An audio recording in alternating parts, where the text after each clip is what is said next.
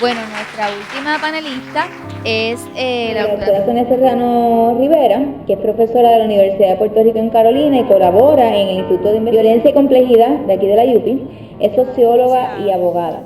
Su presentación. De alguna manera lo que quiero trabajar tiene que ver con la influencia de los discursos religiosos en los debates sobre, o las discusiones sobre género, y cuáles son algunas de las limitaciones o lo que algunas personas definen como involuciones jurídicas en los derechos, ¿verdad? Y eso como efecto de las discusiones religiosas en el Estado, ¿no? Se tituló Memorias del Cuerpo, algunos efectos sociales y jurídicos sobre las formas en que se plasman las diferencias de género por la intervención religiosa.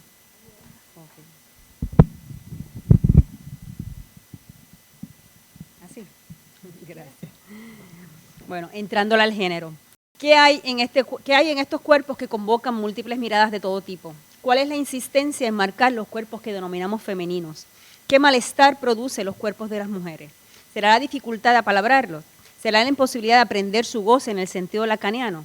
Al decir de Haraway, ¿por qué deberían nuestros cuerpos terminar en la piel o incluir en el mejor de los casos otros seres encapsulados por la piel? Cuerpos atravesados y revisados por saberes médicos, salubristas, legales, religiosos, psicológicos, pedagógicos, feministas, hasta discursos denominados alternativos como la yoga, la salud natural. Saberes que inscriben redes biopolíticas de control sobre las mujeres. Discursos que atravesaron y marcaron los cuerpos de las mujeres para producir cuerpos normalizados, productivos, regulados, disciplinados a los requerimientos sociales de los tiempos. Cuerpos expuestos a las estrategias biopolíticas que hilvanaron discursos alrededor de la salud, de la higiene de las mujeres y de la higiene familiar, de la maternidad, del cuidado del embarazo, del parto, de la sexualidad, del contagio de enfermedades venéreas, enfatizando en el control de la promiscuidad y el rechazo a la prostitución. Cuerpos que han quedado atados a las ideas dominantes y al servicio de los intereses económicos y sociales. Si la continuidad de la propiedad advino como central en la sociedad capitalista, la burguesía supo incorporar de la aristocracia y de la religión cristiana las ideas dominantes en torno al legado. Incorporó en su imaginario el matrimonio como fundamental para el transcurrir de la sociedad burguesa. Si la procreación era fundamental para garantizar la herencia de la propiedad y del capital, el matrimonio era la clave junto a las ideas en torno a esto. Matrimonio entre hombre y mujer para garantizar la procreación, instituyendo la heterosexualidad como normativa, la virginidad para garantizar la legitimidad de los hijos, la fidelidad para garantizar la prole después del matrimonio, la reproducción y maternidad para que fuesen parte del imaginario de las mujeres y asumieran la maternidad y la crianza. Sobre estas ideas se ha sostenido y profundizado la percepción de características, esencias y atributos, encapsulando a las mujeres en lo que se definió como femenino. Cuerpos que históricamente han sido terreno del estudio del ojo científico. Tras los paradigmas masculinos se han construido discursos, se han moldeado realidades que dibujan imágenes sobre los cuerpos de las mujeres. Y de paso, han construido un imaginario social y cultural que profundiza la subordinación de las mujeres. Algunos de estos discursos son sobre el carácter natural de lo femenino o sobre asuntos biológicos como la menstruación o la maternidad que nos atan a lo doméstico. Se produjo la idea de que las mujeres teníamos atributos esenciales y un terreno propio a nuestra naturaleza femenina. Al abordar el análisis de la construcción de lo masculino y de lo femenino, destacamos la violencia que tiene su génesis en las formas en que esta sociedad ha establecido las relaciones sociales. Sociedad en la que se impuso el poder de los hombres en todo el espectro social, pasando desde lo económico, lo parental, lo religioso y lo político. La constitución del patriarcado se produjo para establecer la institucionalización del dominio de los hombres sobre las mujeres, los niños y la sociedad en general. Los hombres se otorgaron el poder de organizar el espacio social, las formas políticas y económicas y dominar a las mujeres, basados en discursos que establecían diferencias entre los hombres y las mujeres, sostenidas por la creación divina. Se desvalorizaron las diferencias biológicas entre las mujeres y los hombres. Al decir de Lamas, la sociedad patriarcal se ha venido constituyendo y cimentando a través de múltiples mecanismos de socialización, asignando roles y mandatos, imponiendo permisos y prohibiciones claramente diferenciadas según se nace con sexo de hombre o de mujer, construyéndose los géneros femenino y masculino de modo tal que las diferencias biológicas se convierten, como si fuera ley natural, en desigualdades de derechos y oportunidades, en discriminaciones, desventajas, opresiones, desvalorización y violencias en contra de las mujeres que son sometidas al poder de los hombres. Los cuerpos de las mujeres se han recreado como geografías por el que discurren toda una serie de violencias físicas, psicológicas, sexuales. desde la exclusión de lo humano, la marca de lo otro en relación a los hombres, la inclusión al ámbito de lo femenino y su construcción social, hasta la imposición de los códigos morales que invaden todo lo social, y en eso incluyo monogamia, heterosexualidad, virginidad, reproducción, maternidad, fidelidad. Se inscriben sobre las mujeres diversos códigos que como efecto han disciplinado, normalizado, moralizado, construyendo así unas redes sobre el cuerpo y la vida de las mujeres. La mirada de un otro, ya sea el Estado, la Iglesia e incluso la ciencia, emerge para categorizar, definir, marginar, discriminar, creando discursos sobre el cuerpo. Discursos que producen prácticas y estrategias de control sobre los cuerpos. Como nos plantea Figueroa, emergen discursos como el biomédico para instituirse como nuevas formas de control social que van redefiniendo una moral, articulando estrategias de control que reinventan la gobernabilidad de los cuerpos que están en fugas, ¿verdad?, de esos cuerpos que rechazan la moral establecida para que no pequen de excesos. Nos advierte Figueroa Sarriera que existen formas discursivas específicas mediante las cuales los discursos biomédicos, y dicho sea de paso también los discursos jurídicos, muchas veces en consorcio con los primeros, dictaminan qué es el cuerpo femenino y sus formas de comportamiento socialmente aceptables, sus usos y desusos, ¿no? Se desata un interés en las políticas reproductivas, en la demografía y en la salud pública. Las mujeres se constituyen ya no tanto en cuerpo que disciplina, sino en cuerpo sujeto a nuevas formas biopolíticas. Articulación discursiva entre lo biomédico y lo jurídico que pretende determinar lo que es el cuerpo femenino.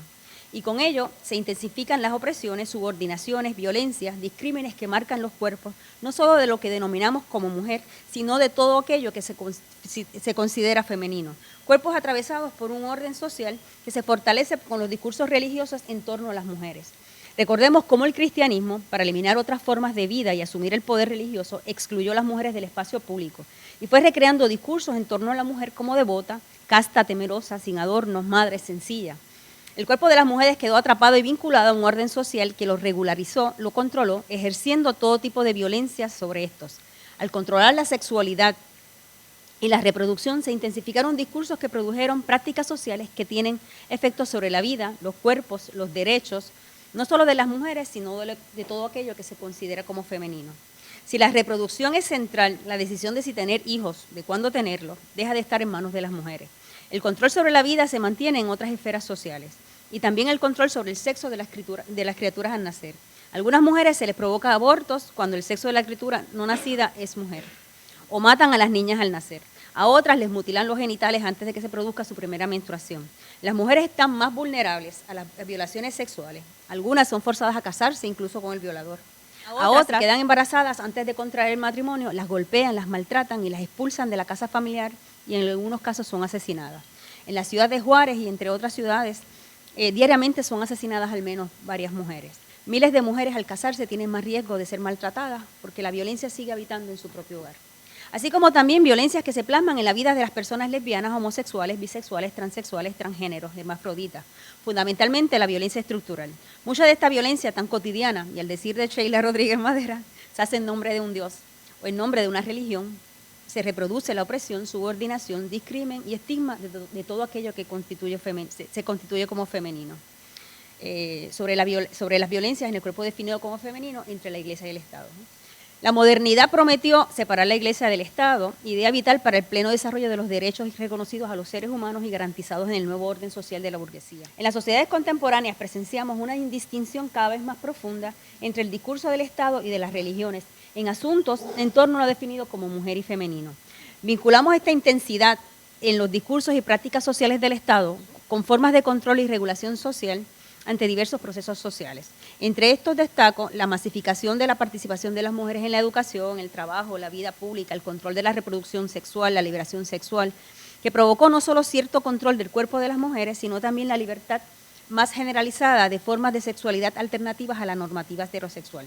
Con ello, la represión existente a los homosexuales y lesbianas se intensifica, así como se manifiestan prácticas sociales de diversos grupos que resienten estos procesos sociales, entre ellos los grupos religiosos, toman primacía en los discursos y prácticas sociales. Desde la institucionalidad del matrimonio entre hombre y mujer, las leyes que mantienen la administración de las propiedades en manos de los hombres, las decisiones de los tribunales en asuntos de divorcio y de custodia de menores y relaciones filiales, pasando por asuntos laborales, hemos presenciado las formas en que el Estado ha incorporado las creencias religiosas en el derecho y en las prácticas sociales matizadas en políticas públicas. Así como también destacamos la intensidad con que el Estado ha asumido los discursos en torno al género, incorporando los discursos religiosos más conservadores. Entre estos señalamos los efectos del discurso asumido por el Estado sobre los valores de la familia en las prácticas sociales en contra de las personas que no asumen los llamados valores tradicionales. Sean estos desde la heterosexualidad, asumiendo relaciones sin casarse, hijos nacidos fuera de la institución matrimonial, mujeres que tienen varias parejas y varios hijos, pasando por las parejas lesbianas y homosexuales que viven juntos y deciden criar o que reclaman derechos iguales a las parejas heterosexuales. Sobre todo a partir de la década del 70 y el 90 se desató un pánico moral enardecido por los grupos religiosos más conservadores y que tuvo y tiene una gran expresión en Estados Unidos. Al decir de Teresa Gracia, se produce un pánico moral que promueven sectores religiosos fundamentalistas y que ha provocado el aumento en el discrimen, la violencia contra las mujeres, el prejuicio, la homofobia y la transfobia, así como la criminalización y demonización de la población LGTB y de los asuntos relacionados a la equidad de género. Nos plantea Gracia que esta ha sido históricamente la forma más efectiva para regular y administrar la conducta moral y sexual. Temas como educación sexual, homosexualidad, matrimonios entre personas del mismo sexo, derechos en esfera laboral y educativa, aborto, libertades sexuales, entre otros, han sido temas que han utilizado los grupos religiosos y han infundido pánico en el Estado. Al hacer un recorrido por las formas en que se ha expresado o manifestado en Estados Unidos, destacamos los discursos bajo la presidencia de Reagan en los tiempos en que surgió el SIDA-VIH, que intensificaron el fervor religioso y moralista en temas sobre sexualidad e identidad sexual. Así como la campaña de abstinencia sexual promovida por Bush padre. Bajo su administración se le otorgaron millones de dólares a grupos religiosos y organizaciones de base religiosa para que hicieran campaña de abstinencia sexual. En el terreno local, el Estado también ha asumido el pánico sobre estos temas. A las formas en que el derecho ha mantenido las diferencias de género, se añaden las respuestas del Estado ante el pánico producido por sectores religiosos en un intento por mantener los vínculos con estos sectores para las campañas electorales. Esto por un lado, a lo que también habría que añadir la derechización cada vez mayor de los sectores políticos. Plasmadas por campañas de abstinencia sexual, el rechazo de promover el uso de condones en la juventud y en las cárceles, así como también en la creación de leyes de adopción en las que hicieron énfasis en que ayudan a mujeres que no desean tener la criatura, pero que lo dieran en adopción. Y en la misma ley, en la ley que se creó bajo Fortuño, enfatizan que los adoptantes son quienes están legítimamente en matrimonio según el Código Civil, por lo que ni parejas heterosexuales sin casarse ni homosexuales podrían adoptar como parejas. A lo que hay que incluir la oposición por muchos años a la ampliación de los derechos de las personas lesbianas, homosexuales, transexuales y transgéneros en el ámbito educativo, laboral, de salud, de derechos civiles. Esto al negar que se reconozca el derecho a casarse, adoptar, el cambio de sexo en el registro demográfico, a las protecciones de discrimen en el ámbito laboral y a la plena igualdad y el completo alcance de las leyes que cobijan a todos los seres humanos sin importar su género ni su identidad sexual. Incluso la resistencia a abordar el tema de los crímenes de odio por identidad sexual y de género, a lo que habría que incluir la alianza entre el Poder Ejecutivo con grupos de fe y base comunitario, convirtiendo a los grupos religiosos en asesores de las políticas públicas del gobierno de Puerto Rico. Claro que esto también llega de Estados Unidos. También se expresa en las formas en que se asume el tema de la violencia de género. Recordemos que bajo la administración de Fortuño se incorporó la promesa de hombre como una forma de atender el problema de la violencia de género.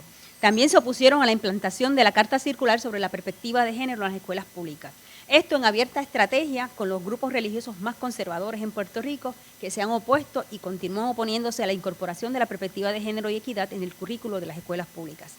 A lo cual añado la amplia criminalización tanto a mujeres que no responden a los códigos sociales ni morales impuestos por las religiones y a la criminalización de transexuales y transgéneros. Esto expresado en las formas en que se vigila y persigue el trabajo sexual que hacen las trans en la calle, así como en la amplia criminalización de mujeres pobres por negligencia, entre otros asuntos.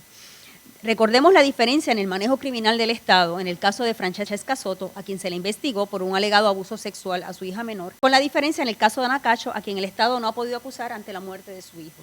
La moral discurre por todo lo social, activando toda una lógica binomial como mujer pobre y mala, mujer madre soltera y mala madre, entre otras lógicas binomiales. Discursos que se manifiestan en prácticas de quitarle los niños a las mujeres pobres, porque éstas no cumplen, ¿verdad? Y al decir de Madeleine Román, con el modelo de familia a emular, o bien porque se entiende que éstas no se asumen ante todo como madres. Discurren líneas discursivas moralizantes cuando se plantea en los medios que debería legislarse para que las mujeres pobres que reciben ayudas económicas y otros servicios relacionados del Estado deben de ser esterilizadas. ¿En qué momento, ¿verdad? Uno se lanza la pregunta, ¿en qué momento comenzó a plantearse que la violencia en las calles de Puerto Rico es culpa de las mujeres que paren hijos sin padres y que no le enseñan valores? Grandes culpas cargamos las mujeres: dejarnos preñar, tener muchos hijos, no controlar nuestra reproducción, maltratar a los hijos, asesinarlos en algunos casos, causante de la violencia que manifiestan los jóvenes en las calles, parir monstruos y asesinos, como dicen algunos. El Estado reproduce prácticas sociales que intensifican las diferencias de género, produciendo estados de derecho distintos por razón de género, en unos casos incluyendo en otros la vida de las personas. No olvidemos la violencia que se desata diariamente por razón de género: hombres agrediendo a mujeres con quienes mantienen relaciones de pareja, el feminicidio en muchos países cercanos, asesinatos y agresiones físicas y emocionales a personas transgénero y transexuales, intensificando las violaciones sexuales a mujeres. Por ello, la exclusión de derechos de las personas LGTB, la limitación de derechos a padres que conviven fuera del matrimonio, el no reconocimiento de las nuevas constituciones familiares, la criminalización de las mujeres pobres, la oposición a la educación sobre equidad de género en el currículo escolar, son algunas de las formas en que se plasman las prácticas sociales por diferencias de género, produciendo efectos jurídicos y sociales que atentan no solo el estado de derecho de las mujeres y de los sectores lésbicos, gay, bisexual, transgénero y transexual, en algunos casos, sino la condición humana misma.